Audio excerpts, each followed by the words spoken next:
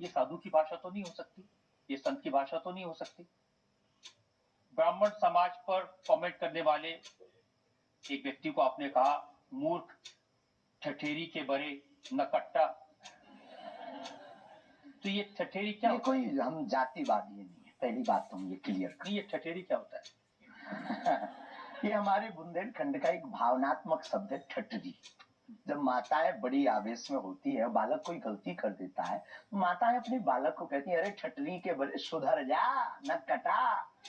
तो हम बहुत गांव के भोले भाले अनपढ़ गवार आदमी, अंगूठा छाप, ठीक से पढ़ाई की नहीं, तो गवार आदमी है। तो जो माँ की हमारी जो परंपरा है, जो पारिवारिक बोलचाल है, उस पारिवारिक बोलचाल में अगर कोई साधु के ऊपर टिप्पणी उठाएगा, रामचरितमानस पर टिप्पणी उठाएगा या भगवान पर टिप्पणी उठाएगा, तो स्वभाव सनातनी हिंदू होने के नाते वो लहजा निकल जाता है और सठिय साक्षम समाचारी। ये भी कौन सी गलत बात है? अगर कोई भगवान को गाली बके और हम उसको श्रीमान जी कहें, स्वामी जी कहें, भगवान कहें, तो हमें तो नहीं लगता कि वो विनय ना मानत जलद जड़ गए 3 दिन बीत और बोले राम सकोप तब भय बिन हो ये। देखिए, आप अपने आप को बड़े पढ़ा लिखा गवार कह करके तो नहीं छुप सकते उसके पीछे।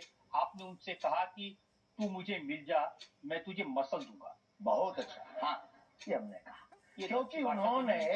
क्योंकि उन्होंने कथा वाचकों को पाखंडी कहा।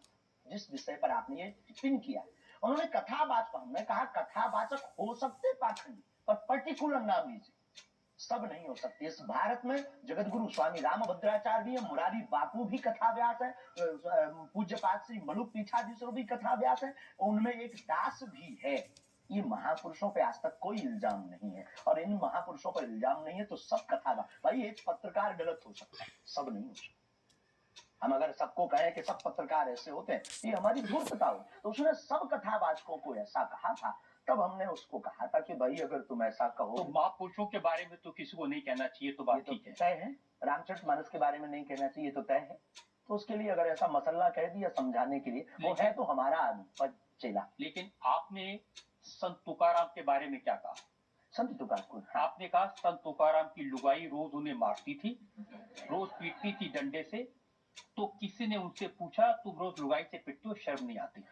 उसमें बोलचाल की भाषा में थोड़ा सा वो हुआ। हमने एक कथा पढ़ी थी एक पुस्तक में, उसमें लिखा था कि उनकी पत्नी झगड़ालू, बड़ी विषालु थी, बड़ी विचित्र थी, और वो संत तुकाराम जी को एक बार गन्ने के लिए भेजती, गन्ना वो एक लेकर शाम को आते तो उनके शरीर पर प्रहार कर देती, एक गन्ने के 2 टुकड़े हो जाते। पर तुकाराम बहुत अद्भुत महापुरुष थे, उन्होंने कहा देख तू कितनी ज्ञानवान है, पहले गन्ना एक था, हम लोग 2 थे, तूने मेरे शरीर पर प्रहार करके गन्ने के 2 टुकड़े कर दिया, अब एक तू चूस एक मैं लूं।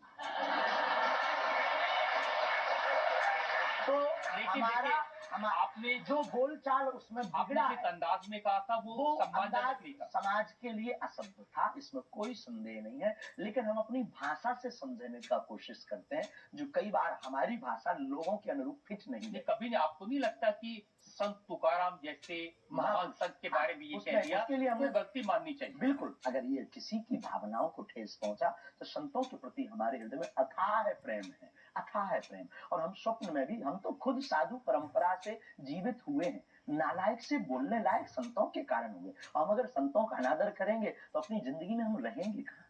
तो हम तो विनम्रता पूर्वक अगर किसी को ठेस पहुंचा तो हमें नहीं लगता कि हमारे द्वारा उनको ऐसा कहा, लेकिन अगर किसी को ठेस पहुंचा और शब्द ऐसा मुंह से फिसल गया तो हम क्षमा करें।